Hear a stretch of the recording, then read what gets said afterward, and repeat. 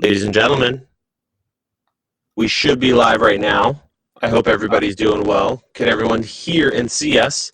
It's Wednesday, which means it's time for another Camera and Flask. I'm joined here with the two lovely gentlemen from other ends of the country and world, Mr. Jem Schofield, who you have the great pleasure of being on his channel right now. We got Mr. Ben Barden there with a beautiful background. Love the Pokeballs. And several people in the chat, including David, Travis, Ben, Barden. There he is. Pokeballs. Okay. Yeah. You're welcome. They're lovely. Oliver, 360 grad, Tony, Sky, I said Kim, Jake, funky. And others. Oh, who sounds funky? Everybody? One person in particular? Like they said you sound like an Autobot today. Oh, no. No. Oh, no. Who does? Great. Do we all sound like Autobots or just Caleb? Tell us the deal. Check. Hey, Jake. Oh, it's 100% me. Really? Who is it? Jem, it's me. Jem, you take it over, and I'm going to reset my board here. Well, I don't know. Sky said everyone, but I don't know. Sky London. Out of sync by a long way. Caleb. Jem's good. Jem is sounding better. It's for the first time ever. Okay, I'll let you do your thing, Caleb. Welcome, everybody, to my channel. Welcome to Camera and Flask. A little bit of housekeeping while Caleb does his thing. And here we go. Wow, we got flagged bad karma for saying sound funky DSLR video shooter. I'll show that. That's not something that we can't show. It is Wednesday, December 11th, 2019, and it is the unofficial end-of-year episode that we have for the show. Ben, no audio. Interesting. Yeah, which is that's what everybody's in shock about. We'll get to our favorite episodes. Okay, so we'll do a little. I will tell you this: while Caleb is no longer able to say anything, he has a prior commitment next Wednesday. The following Wednesday after that, of course, is Christmas, and then we have New Year's. We're up in the air right now whether or not there will be a show next Wednesday, and part of that has to do with schedules and content. What's Ben doing? Oh my God.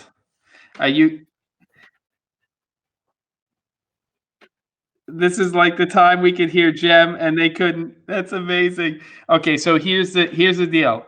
Do you want to, Ben, try to log out and come back in or reset your audio? All right, so why don't you figure that out? Caleb, are you back? Jeez. Okay, well, this is going to be Ben's gone, which means that Caleb's going to have to put him back into the show. This is kind of like doing a live stream with just me. Whoa, there's Ben. Ben, are you here? Oh, I can hear you. Can you hear me? I can hear you. But well, let's see. This is amazing. This is an amazing end of year episode because it's exactly sort of a snapshot of what Camera and Flask can be. Bad Karma said he can't read your lips. Ben, just say check 1 2 1 2 3. How does nobody have audio? I think that we're going to storm the Lightstream Studio offices and find out what the heck they're doing to handshake with YouTube, because sometimes it's great. Ben is good now. Ben, you're back. And Caleb, great. What about you, Caleb? No, I can't hear Caleb. No, but Caleb is ridiculous not hearing you. Caleb, what I would do, can you hear me, Caleb, if you put up your thumbs up? Caleb, can you hear us? Yes, so maybe you should log out and do what Ben did and come back and see if your audio also comes back, because we couldn't hear Ben. I can't actually hear you. Check. I could before. Anybody? So maybe you want to. Caleb, okay, good. Neither of us can hear Caleb, and neither can the rest of the world. So what we're gonna do while Caleb logs out and comes. Oh no! If he logs out, I could just take the whole ship down. No, you can do it, right? Or you can't. Oh my goodness. Okay, here we go. Let's start this way. We're gonna let Caleb come up with the Caleb Golden Boy solutions because he's thinking now. Look, he's pondering, and let me think. Yeah, okay, he's got it going. He's a problem solver, and we're gonna start with drinks here. Ben, what? They're all saying Caleb's back. I'm back. Hello. But we the just chat, can't hear him. Hey, you guys can hear me, but they the can't. delay, but we can't hear him. So I can hear them, really... which is funny. No, that's really messed up. Excellente. Maybe. Oh, Caleb, take your audio out of what we have and then re-add it in Lightstream and see if that works. I did. Just trying. We looked at StreamYard and it didn't look so great. I'll try it. We'll try anything at this point. Okay. Yeah. What you drinking, Ben, while we go in with all this stuff? All right. So this week I am on Jura Journey, which I don't think I've tried before. Yes, I've had that. Yeah. Good. We'll see how that goes. Okay, well, they can hear Caleb, so I don't know how this works. He can do commentary on us, just like okay, good. I have for my drink, I'm going to let the audience pick. These are both gifts. My pocket's not that deep right now, but this is a Lagavulin 16 that I have not broken into, and this is a bourbon. Whoa, sorry, Mr. Microphone, which is a Booker's. So which one am I drinking? Somebody go ahead and tell me. Is it going to be Booker's or is it going to be the Lagavulin 16? First person who puts it in there and gets that. Caleb is still a little bit choppy, so that's not going to help us too much. And we would love to hear you, Caleb, because if we don't, it's going to be very hard for us to converse with you on this show. Yo, chat, so tell them I'm working on it. What am I drinking? I cannot hear you. There's something that you sometimes do with us, Caleb, that brings your audio back before the show. Maybe you could do that. Have a bullet. Okay, David, that's not helping me. And the first one. Okay, so I'm going to do a Lagavulin 16. Because the other one looked like it was going to take most of the show to unwrap. It does not. The bottle's already pre-opened, but it's okay. Whoa, hey now. Okay, good. So here we are. We're heading into 2020. We can't hear Caleb, which really sucks. Check. And test, 360 grad said I should have mixed the two for a headache. And there. I have no idea what bad carb means by that. Caleb's working on it. Okay, good. Well, Caleb, will you please at least lift up your drink? Lift up your drink and show us what you're drinking. And show us at the camera. Ooh, wow, look at that. Very nice. We got a Samuel Adams, I believe. Old. Ooh, okay. Very nice. Okay, good. So he's having a beer. Cool. Very Caleb audio good now for you guys, not for us. I don't know if we should switch over to the YouTube channel to hear him, but then we're on a delay. It makes a little bit of a cluster. So let's get started here while he just tries one more thing. So this is our best of year-end recap. The things that we love, the things that we think are changing, our productions, post-production, and it's sort of an overall list in terms of those things. I don't know how this all works with us hearing what Caleb's favorites are, because if we can't hear him, it just sort of takes the whole thing down, especially with a show like this. This isn't funny anymore, Lightstream Studio. So I think what we'll do as he continues to work on this is, Ben, I'm going to start this going in terms of our list. I don't want to start with biggest game changer product of the year. No, I think that what I'd like to do is let's start with audio and talk about one of your favorite products of the year for audio. Okay. And if you want to lead up to, if you have more than one, I have two, I think, in each category. If you want to lead up to it, you would do like your second favorite, and then the next one would be your favorite for the year in that category. Okay. Well, both products that I had thought about for this category, which I would say is my least, the category I'm least knowledgeable about generally, but the two products that had really sparked my interest this year, one was the NTG5 that I'm really quite keen on picking one of those up very soon. Yep. So that's the replacement for the NTG3, a little more sensitive, a little cheaper. So that is something I'll be buying in the next few months. But the big one for me that's really exciting. Oh, look, he's plugging something in. I didn't hear a click. Video micro, No, love it. No, Go ahead. Oh, no. Is the Zoom.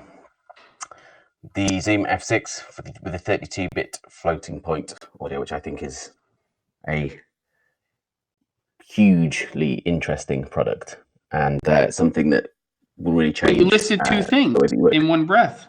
Oh, you're doing both together. I got it. What you just said to tell me to do. No, I just thought we were doing like you know how we normally do like one and then we go to the next person and then we do the next person, all that kind of stuff. It's fine. It's really not that big of a deal.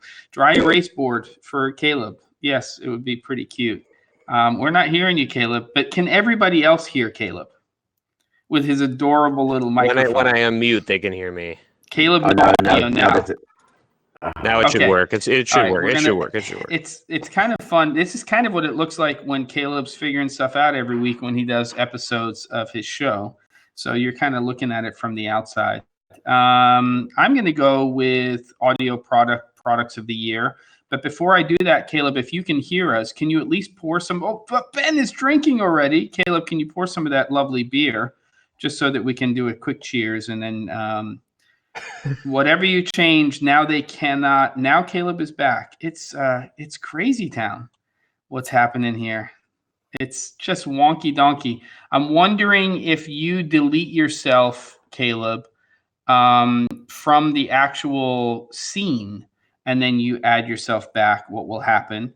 But let's just do a quick cheers, and cheers to everybody else. What's everybody else drinking besides the Walking Dead Spirits of the Apocalypse bourbon? Cheers to you, Slanjava. And let's have a little quick. Oh, that's lovely. Lovely, lovely, lovely. Smoky and sweet. I still think the Kulela wins out for me, I have to say. Don't let Jem freak out. I'm going to hide my camera for a second. Everybody else can hear you, Caleb. You're going to have to get a dry erase board. You did disappear. I don't know why. I can see all kinds of stuff is happening.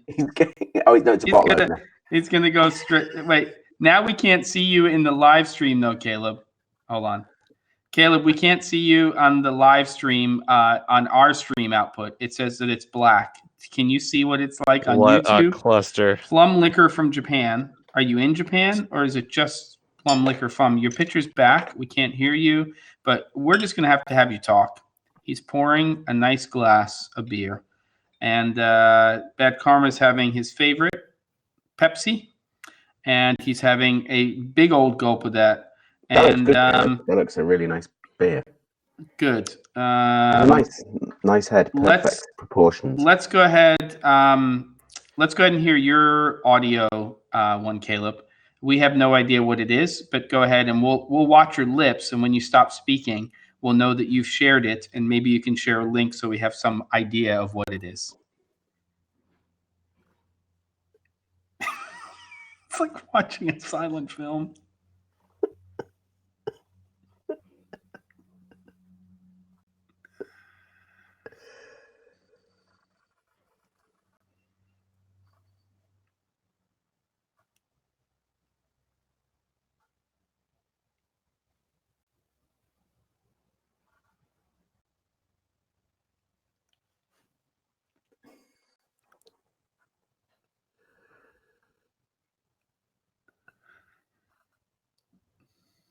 That's great. Well, I would have to say that my opinion would be that I think that's a good product. Jem, no. Now Caleb's gone. They're not hearing him either. Now they don't hear him anymore. His audio's in and out. It's a China thing, and I don't mean that in a bad way. Okay. Is there because this thing's just gonna? Is there a way that we can just restart the thing? I don't know. Is there a way that we can do Caleb, what are your thoughts on that? Last try. If anything going on? Can you hear the me? whole thing, it's going to totally screw up the whole. Have you actually logged out completely, right, Caleb? We're doing this. This is happening. And call just Jem keep pushing. Excuse us, while we just talk on the phone. Wait, but they can't hear you with your tiny mic. Oh, my phone's off, Caleb. Oh my God. Wow. Call Jem. All right. Wow. Tell Stay here, Jem. Caleb again. Caleb, just say what the name of the product is You really can hear quickly. me? All right. Oh gosh. All right. What is so it? Mix Pre 3 Mark II, and the H6 from Zoom. That whole float bit whatever thing. It's a mess, man. I'm gonna talk to Jem here. So carry on, folks. Beautiful. Okay, good. So now maybe log out for a second and see. Don't kill the whole chat thing, the scene, but take yourself out of the scene and see what happens if you can add yourself back to the scene. I don't know if that's possible when you're running the thing. My picks. I think I'm doing both.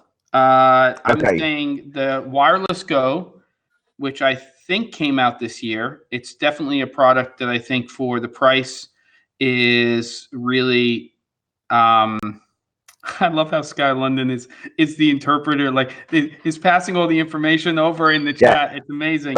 I think Jem, Caleb can actually hear me. Jem's phone is off. What? Have you seen? There's another one saying you can restart, but we have to tell everyone to watch your channel for a new link. Is this what we're going to try? Thumbs up, Caleb. Is that what we're doing?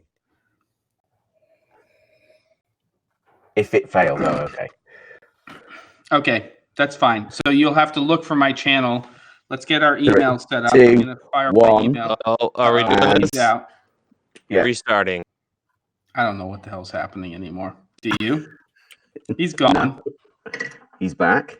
It would be really amazing if we could hear him. It would be just awesome.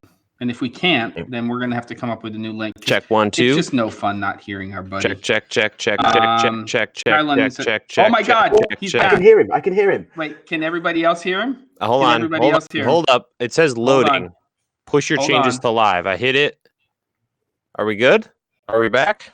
Well, we're going to find out. I can hear you. Oh my gosh. It's almost like I lost a little part of myself. Hell yeah. I think we're good. Yeah. Okay. Wow. Well, we hear Caleb. This is amazing. Okay, great. Okay. This is amazing, though, for several reasons. Number one, now we know I can just restart the browser, and it's all good. The show goes on.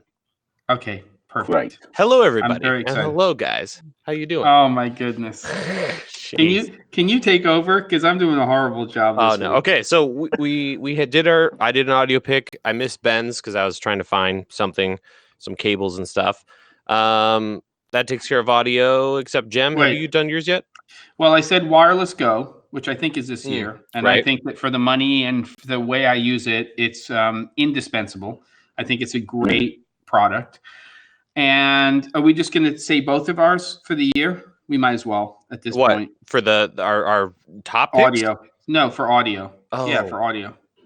So for me, the second one that I think it's very similar is Mix Pre 3 version 2, 32-bit float. It's definitely on my shopping list.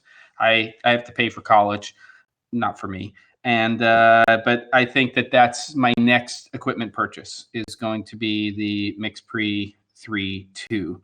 And it's pretty amazing. My only wish is that I'm really hoping that if I do hold out until NAB, that there's a smaller product with just 2 inputs. Because that would be hot, form factor. Yeah, like a really small 32-bit float 2-channel would be right up my alley for what I do. And the smaller, the better. I don't want just one. I think I need 2, but I think that's really kind of the killer for me is to have just a smaller form factor. So we'll see how that goes. Be dope if there are 2 built-in wireless goes too. Yeah. Or something like that. Oh, yes. David, it is exactly the kind of operation that you think it is. And you are a contributor and part of the problem. So welcome to the show again, David. Okay, good. All right. So that's audio. And Ben, Jem, I agree. That's a great pick. That whole 32-bit. And what was yours? Great. We don't know what yours. Mix Pre 3 and the H6. That whole technology, I think, is a big win for audio this year. Oh, and they have the whole assist thing now, the $99 plugin, which I'm sure they'll bundle for free at some point when the F6 comes down in price. because they'll want to be competitive, and it's just a software upgrade. It's all good stuff. In fact, the Giant himself, Curtis, did a great episode on that this week, having to do with the mix. Is it called Mix Pre-Assist is the name of the upgrade? That's the $99 thing, right, Caleb? I saw some stuff on it, but I don't really know what's going on there. So whatever. So basically, there's a feature in the F6 that is built into the unit where if you have multiple microphones hooked up, when somebody's not speaking, it'll essentially just drop their audio out. So it's an intelligent system. Sound Devices has something similar for the Mix Pre series, but it is an upgrade. It sounds like Curtis likes the Sound Devices one a little bit better in terms of the way it's implemented, but it's great to have all of these options in these products. It's pretty amazing. Yeah. Yep. So that's audio. What other categories do you guys want to tackle? And again, chat, I've been kind of out of loop, but please hit us with your picks of the year. Would love to see that. Yes, what you're drinking and your picks in these categories. I'd love to see that. Caleb, I think we have, so these are the categories that I wrote down at least. I have cameras. I have software. I have, basically what I did is I did the biggest game changer product of the year. And I broke that down into hardware and software is what I basically did. As I said, here's my favorite hardware product and here's my favorite software. That doesn't mean you guys have to do that. That's just what I did. And then cameras, and then, of course, lighting. And then we talk about our favorite CNF episodes too. Yeah. Okay, cool. So why don't we move on to cameras and lenses then? Yeah, but question from Corporate Video Productions, and welcome for being here, CVP. I recognize that logo. How does the C200 internal audio compare to the Mix Pre? Is it chalk and cheese or is it close? I don't know, but I can make a very good educated guess, which is that the preamps in a Sound Devices product across the boards are going to be heads and tails above what you're going to get internally for camera audio. It doesn't mean that the preamps suck ass in the C200, but they are nowhere near as good as the Sound Devices. And we can flag this as not for kids, so it's fine. I think hopefully we didn't get demonetized there. Okay, let's go. Talk Rick Moranis about this. What are you talking about? Okay, good. Let's go ahead. This is David. I can't read your stuff without reading it first. Okay, let's go. All right, Ben, you got any camera or lens related picks for the year 2019? Camera wise, I think, and I know that we were setting rules when we were talking about this last week, and that we were talking about owner operator. So we were putting like a 20 grand limit, I think was what we said on the camera stuff, that we weren't going to go to the things that realistically in the sphere that we work in that we would be buying as owner operators. So I'm going for, which is at the upper end of this, C500 Mark II. I just think for the amount of stuff, it's like almost everything that we've been wanting in one package all comes together. So the interchangeable mounts, the RAW, decent internal codecs, the autofocus, the IS, 6K, the modular system. There's just so much in that thing. Yeah, I think it's, although it's at the upper end, I think was it 16-ish? I haven't actually looked recently, but I seem to remember that being around the price point was. I think there's a huge amount of camera in that, considering what C300's going for till recently. I think it's just, for me, that is the thing that I would buy if I had 20 grand in my pocket right now to go get a camera. It's interesting because this is the first camera where I'm like looking forward to 5 years from now buying one or two, you know? Like it's everything up until this point has been, there's always a catch, but this is one of the few cameras, or first cameras really, that's literally everything unless you want something tiny. Am I wrong? Full frame. And it's not even a big it's not a big form factor anyway. No. So that's going to be crazy exciting when the inevitable massive price hacks hit. When we're seeing the deals that we've seen on the C100, which I looked at today, in the last few months, you can get them for $700 now. Yeah, $12.99 on the blowout day flash deal with B&H, brand new. That's Mark 1. It's funny, we haven't seen the Mark 2 fill that space. My guess is they made a crap ton of C100 Mark 1s, and there's still a warehouse full of them, and they didn't make as many C100 Mark 2s, and that's probably one of the reasons that we're seeing a consistent kind of, flash sale deal of the day on B&H on those particular cameras. And I still have 2 of them, and they will tie into a product that I will talk about later on. And they still are working all the time in my production. We did a shoot yesterday, and I used a C100 Mark I as a B camera. And if you are finishing in 1080, I'm getting so much life out of that. I'll never make more money off of cameras than I have with my 2 C100 Mark I's ever. I will never get a better return on investment ever, 1,000,000% than I have on those 2 cameras. And it's not to say that's a camera you should be considering buying right now, but it's amazing how good they still are. So yeah, it's good. Welcome, film guy. Welcome, Rob. Good to see you guys. Good to see you guys. Noxtrom. Welcome from Toronto. Good. Okay, so for me, I'm going to break up cameras into 2. I'm going to say mirrorless, and I'm going to say digital cinema camera. In the mirrorless category, I really have 2 to me that are the most interesting, and I think the ones that will have the most long-term impact. And that's not to say that the Blackmagic 6K and 4K cameras don't factor into this whole consideration, especially for their price point. But I would say that the Panasonic S1 and S1H as sort of a duo of cameras. And because they're coming into it and what they've already done, and they've announced some firmware updates in the future, which will give us some things like log. I think that the Sigma FP is really should be price point wise, $18.99, full frame. There's a lot right about that camera. I'm not thrilled about the DNG component of it, but I think that it's really, really interesting. So that's where I am on mirrorless. And then I echo my friend Ben on digital cinema camera. I'm looking at the FX9. I'm looking at the C500 Mark II. And what are the deal breakers? Not a lot, except for the fact that on the C500 Mark II, I can record natively at that higher resolution. So it's not being dumbed down into a 4K camera system, which I think is a big consideration. We know the color science is there. And essentially, you're getting a C700 full frame camera for $16,000 with all the bells and whistles. And without a doubt, I think it's the best value in an investment for an owner operator in a new camera system.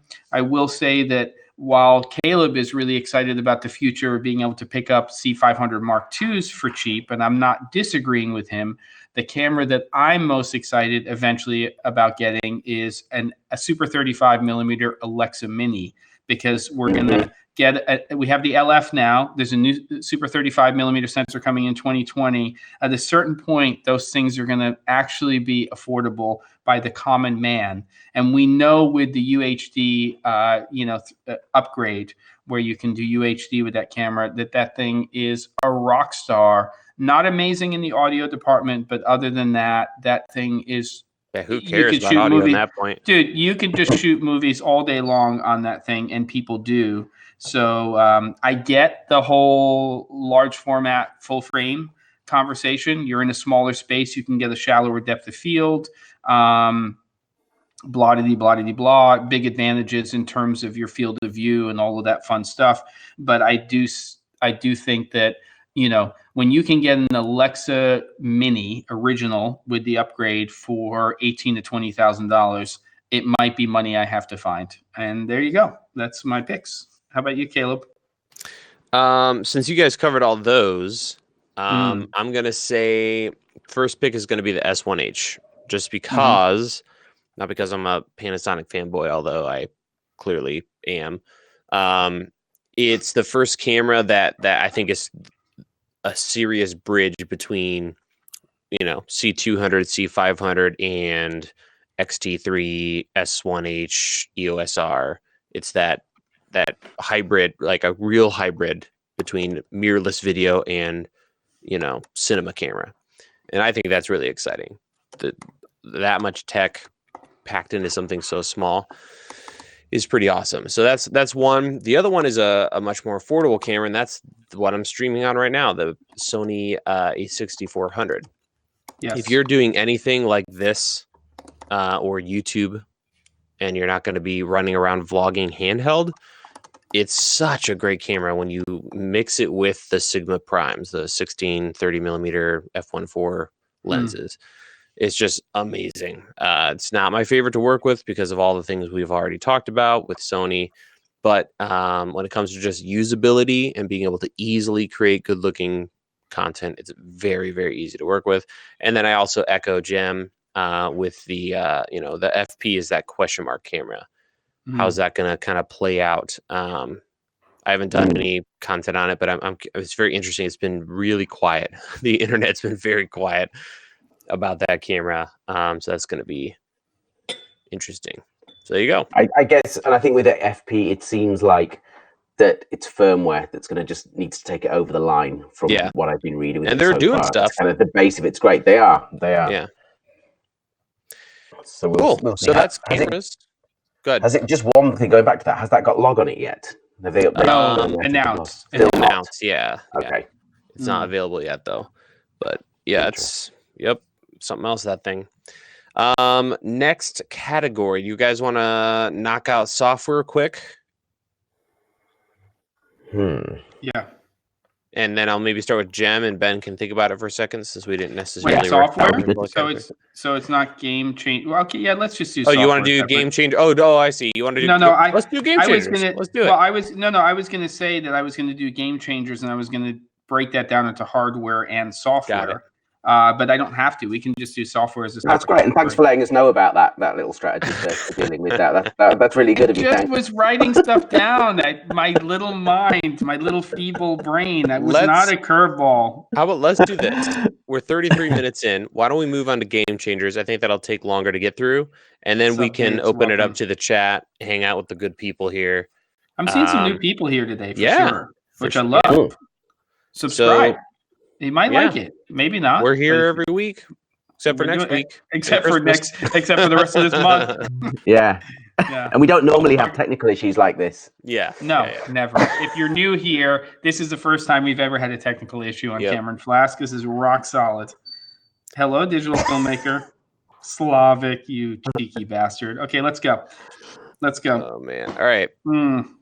But here we go. Let's start with you got something for us there, Ben? Or do you want me to start with Jem?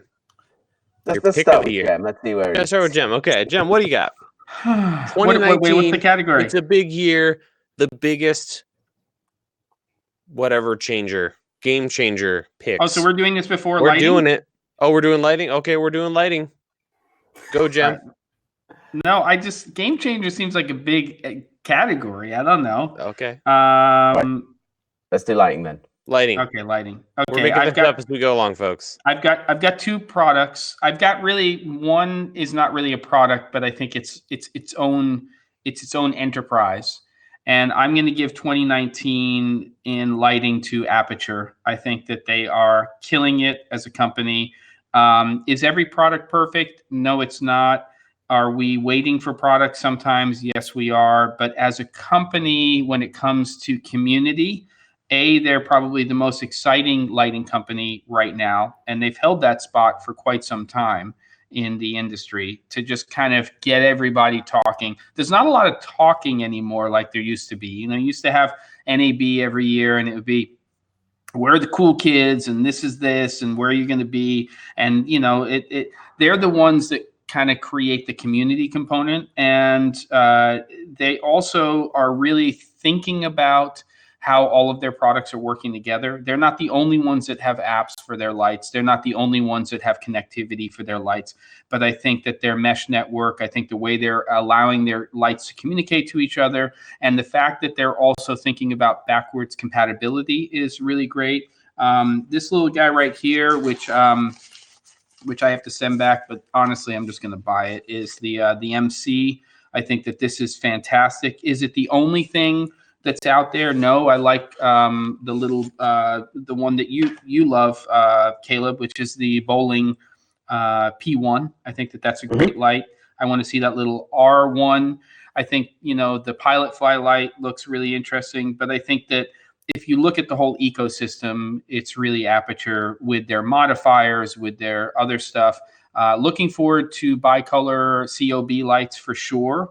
I'm excited that they're getting into RGB more, but there are already a lot of options in that space. So bicolor COB for me, high output, is really what I'm excited about. A 600, bicolor with their modifiers is going to work really hard with the spotlight, the lantern, the light dome 2, and all that stuff. Yep.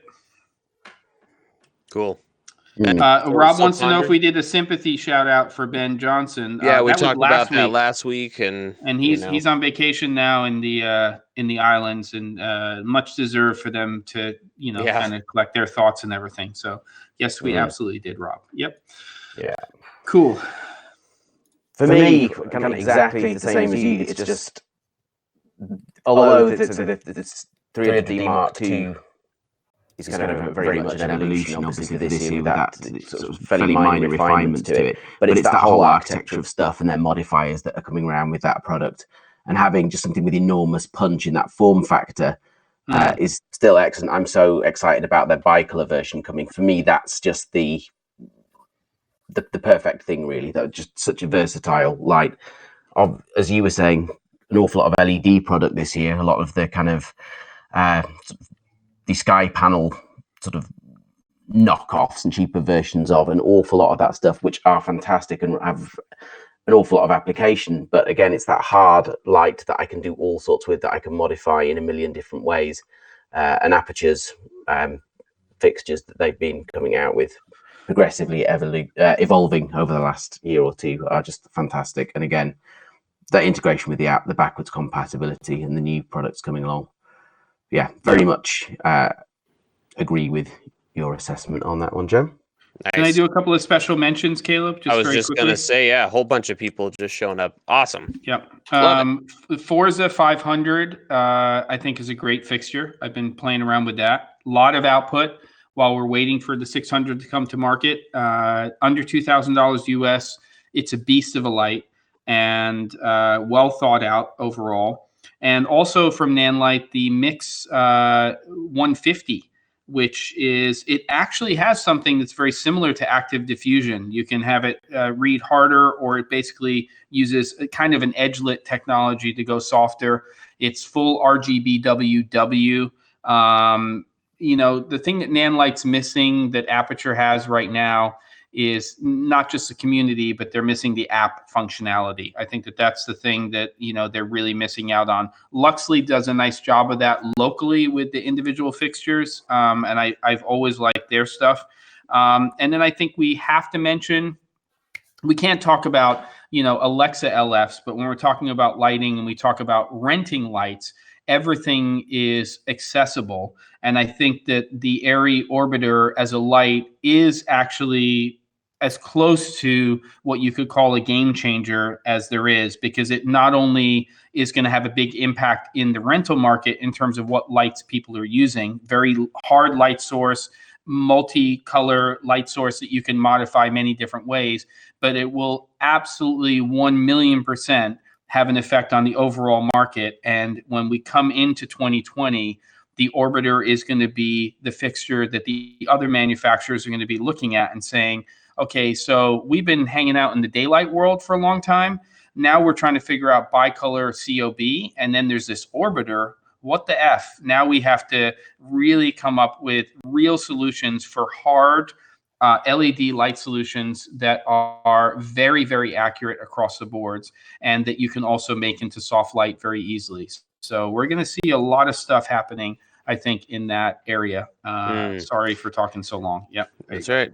Sub videos. He says, evening all. Welcome, sub videos. We also, a whole bunch of people showed up. So welcome everybody, including Cameron, Yes. Joseph, And Patrick, longtime listener when the audio works, first time chatter. Love it. I don't know what you mean. Love it. No idea what you're talking Another cheeky one coming Yeah, in. Welcome. We like the It's a cheeky different one. show. You Yep. fit right in. Thank you very much. Yep. I'm gonna go with what you guys have said as well. I feel like it's been kind of a quiet lighting year. I don't know if it's just me, or it just seems like it's been a little more quiet than most years. And Aperture is getting there. They're kind of fleshing out their line. All I really want to see is them. I would love to see what's in the Aperture MC, but in a future F7, like an F7 Mark II, with all that stuff. And also, actually, 360 Grad was talking about flexible lights, and he'd like to see some more comparisons. But I'd love to see Aperture do a flexible light. I know there's so many already, but for them to bring their freshness to that realm, because to me, those are replacing panels for me. Yeah. Because I don't have a grip truck. Yep. But I love the idea of a panel, but I don't want to hang that thing. So I love just mats where you just zip tie it to the office ceiling and you're done. Lighting. I use my Westcott Flex lights all the time. Yeah. I mean, they're, and they just travel so well. Right. So that's the beautiful thing about them. So I'd like to see some more in that space too. And so, that's cool. Yeah. Something different, something fresh. Yeah. Come on. Come on, kids. And not just knockoffs on the Airy Orbiter. Like, okay, that's going to happen for sure. But let's find somebody who's going to do something a little bit different. I'm excited about that. Yeah. You know what I'd love? I'd love it if you could just have a light that looks like an umbrella and you open it up and it's just this huge source that is essentially an LED. I'm not saying there isn't something similar. Yeah, I know, but I'm talking about something that uses a different kind of technology. It's built into the entire fabric as opposed to just having strips of LEDs, so that you can carry essentially an umbrella that fits into a 21-inch roller, and you just open it up and it's just a big soft light source. It can be done for sure. There's no question about it. Yep. Okay, good. Cool. So that's lighting. With about 15 minutes left, 17 minutes left, let's get into the big one, boys and girls. Oh, boy. Game changers. Hey, no. So 2012, right? Game changer. Yes. 2010, 2012. You need to tell the marketing people for every product at NAB that this is so 2012, and they need to come up with something drastically different to tempt us with. Yeah. All right. So Ben, do you have a one item hardware game changer, something, and it doesn't have to be for the industry, it can be for you too? I think in a way it's not really a single product, but more the technology. It's a 32-bit floating point audio that I just think is, in terms of changing how we do things that are going to change the way that we operate. I can't think of anything else this year that's come out that really does completely change the way that we work. So for me, that's it. I know it's kind of a short one, and there are a couple of products that are in that space that we've already talked about when we were talking audio earlier on. But game change is a big statement. It's normally misused wildly by the marketing people. But to me, that technology really is. Good. Jem. So I'm probably taking a little bit of a narrower view than Ben is. He's really looking at the industry as a whole. I'm not going to categorize my pick for hardware of the year as a game changer. I'm going to categorize it as my product of the year. So I want to just qualify that. Before I do that, software-wise, because I feel like Ben's a little bitter, I'll just mention it. He's not obligated. The two things that for me have, I think, really been the comments. I just can't deal with the comments that I think are really relevant to our industry. Number one, and still carrying over from last year, is Frame.io.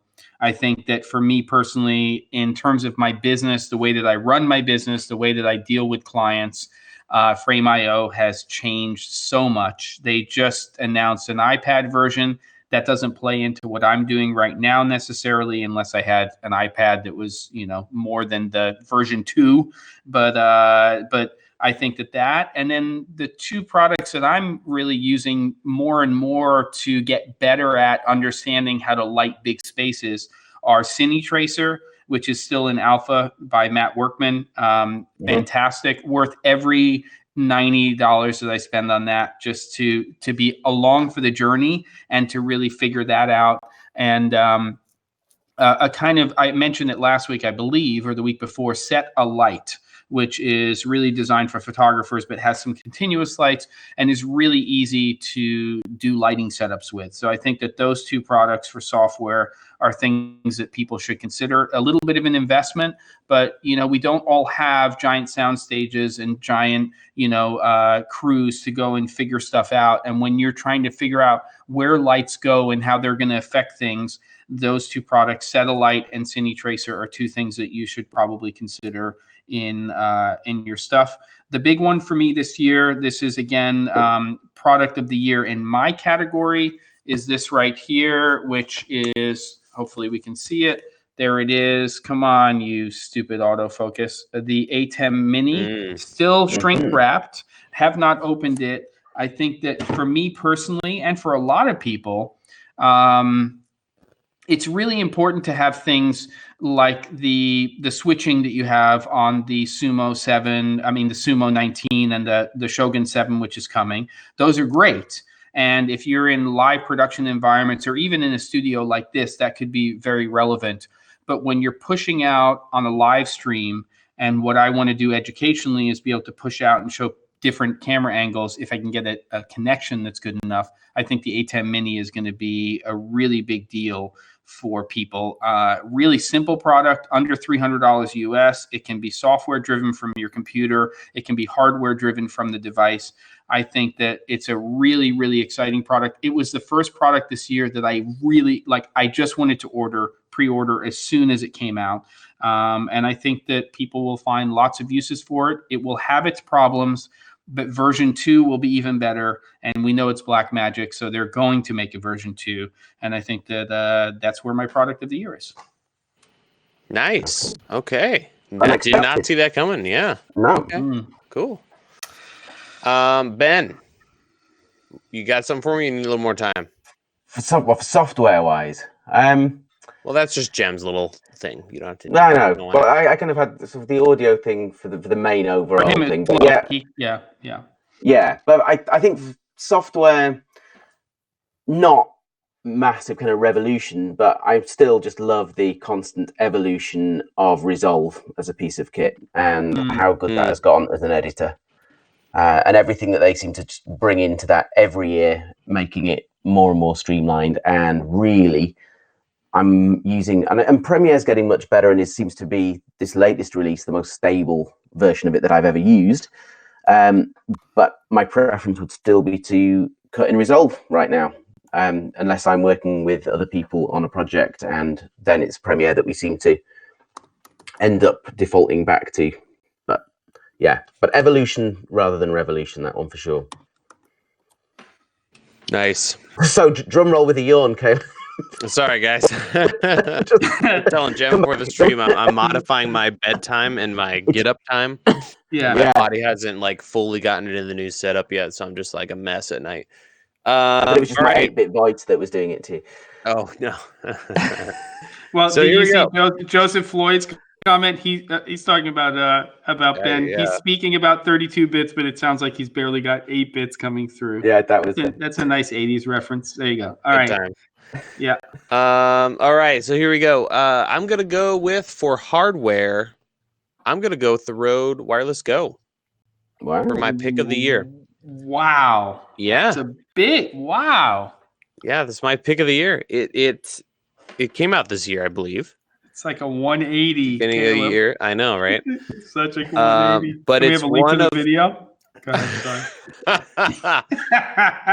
The Goodbye Road video, which was produced right before they started to kind of revamp things. Who knows? Maybe because of me. Before the Wireless Go. Maybe because of me, it came out. Who knows? It was amazing. Maybe you designed the product and you actually are making a lot of coin on this thing. No, I'm just kidding. No. Yeah, the Wireless Go. I'll eat my words. It's tiny.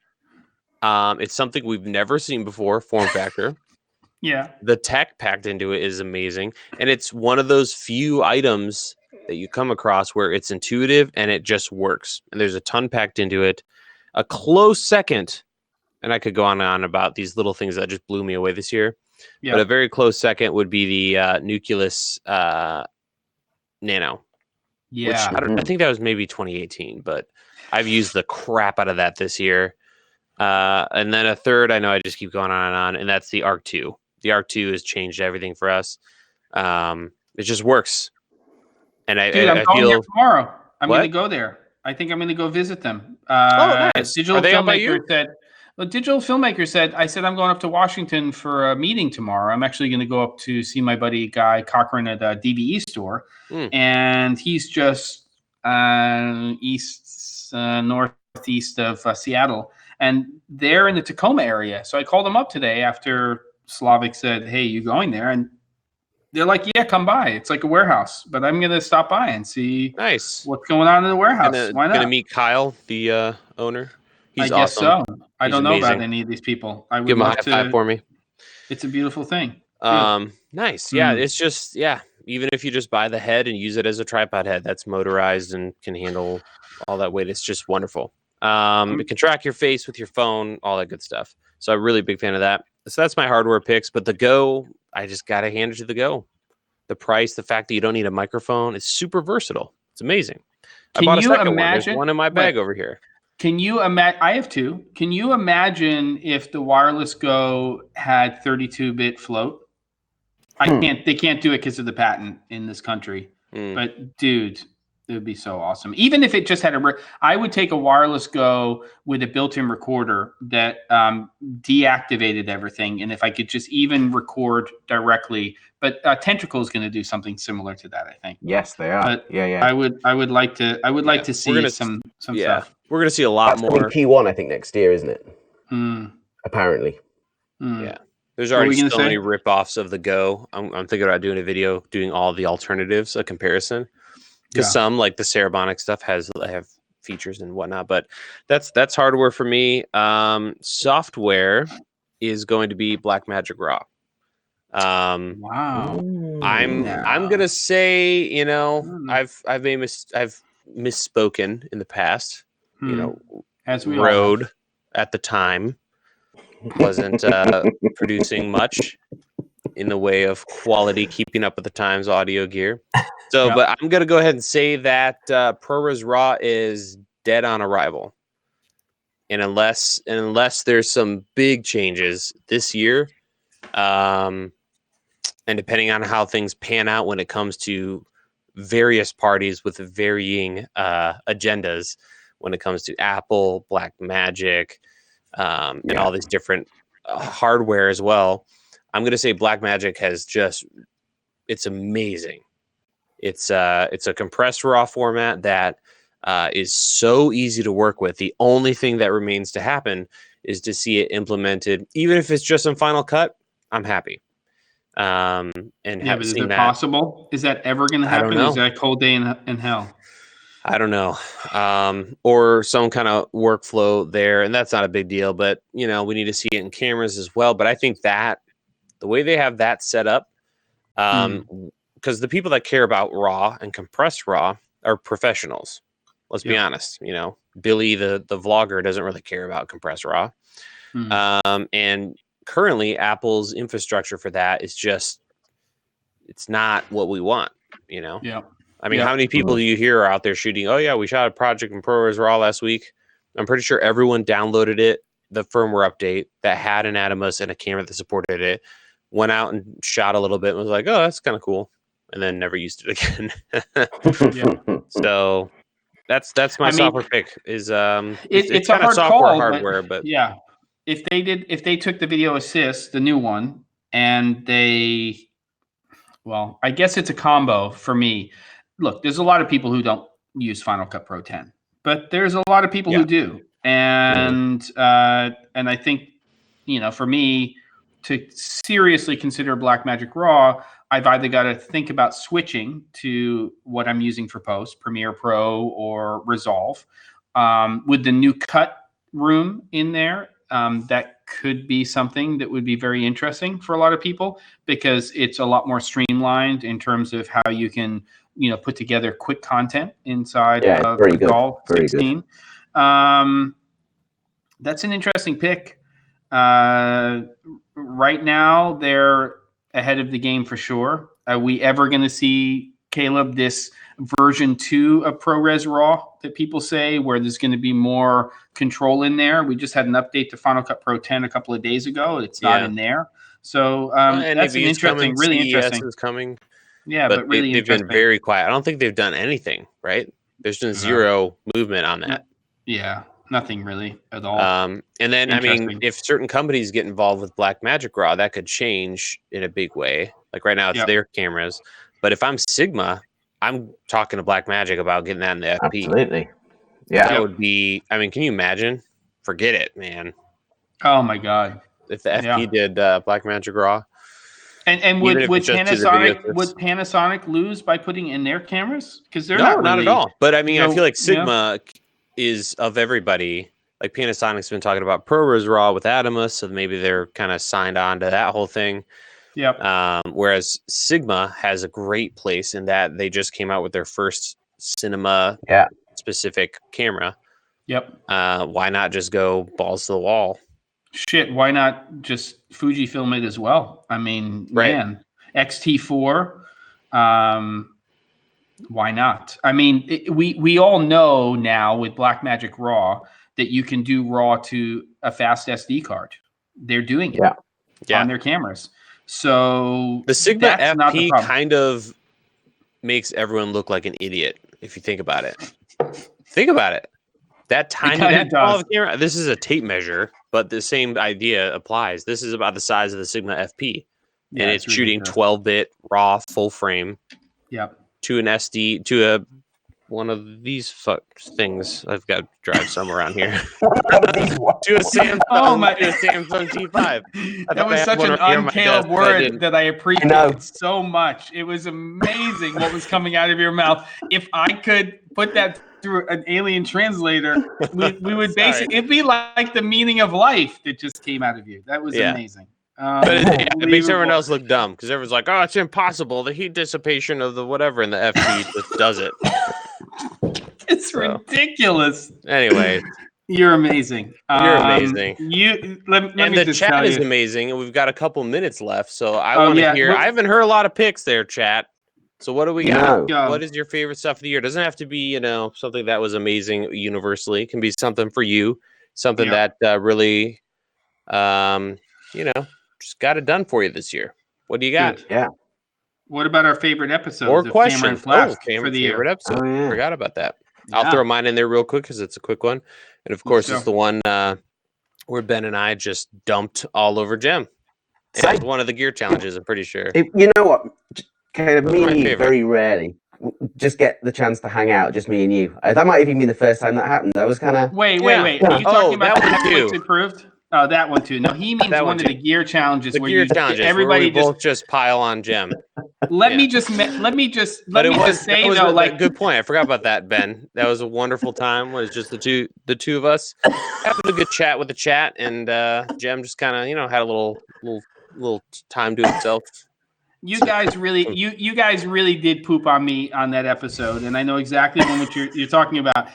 I will say that I came back at the next challenge, and I kind of was a dragon slayer. I worked really hard, but you made me up my game in terms of what I was doing there. So I appreciate that. I think everybody else enjoyed seeing me just like this small for sure. And I'm a little guy to begin with. But I felt really small. So yeah, that's it. And you're a big man for taking it. Don't ever say those words ever again. And don't replace big man with little man or any of those other things. That's just really uncomfortable. My favorite episodes, since you're asking, are episode 44, which is Production Tips Part 1, which is really one of my favorites because my buddy, I always loved Dan Fakos coming in, but Matt Porwall made an appearance. I didn't know he was coming in, and just to really hear his viewpoint on the show and share his ideas. I would probably say that's my favorite. The Netflix approved Mean Anything episode number 46. By the way, Ben, since I'm in sort of a loving mood like I was last week, and I shared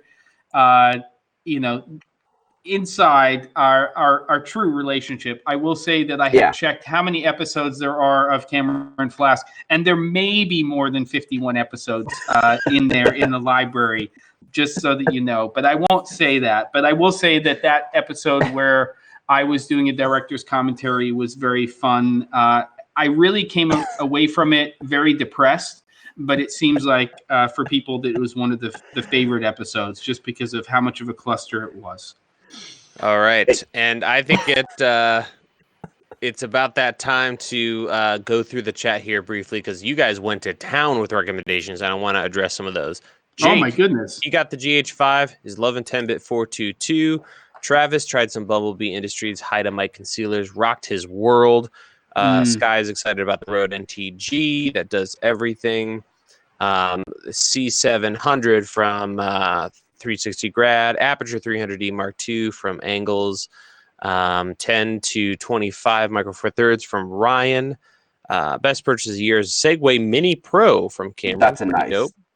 Yeah. And let's see, there's other ones here. I think there's a couple more, but we unfortunately are going to have to wrap this up, guys. And this, at least for me, I know there will be a show next week. And please, if you haven't already subscribed we're to the not channel. Sure about that. But we're not sure about that. But either way, make sure you sub to the channel.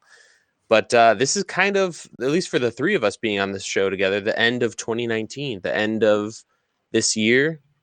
And it's been a good year. It's the year we really got the show going regularly.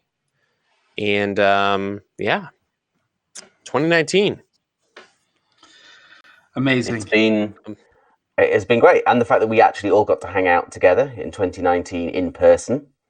Yeah. And we're going to get to do it again in 4 short months' time, which I'm very much looking forward to. I'm booking my flights Friday.